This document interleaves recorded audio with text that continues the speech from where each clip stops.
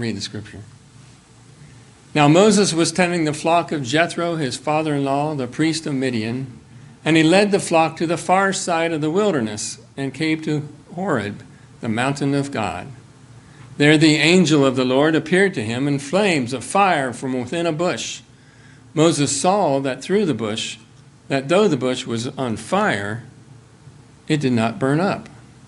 So Moses thought, I will go over and see this strange sight, why the bush does not burn up. You may be seated.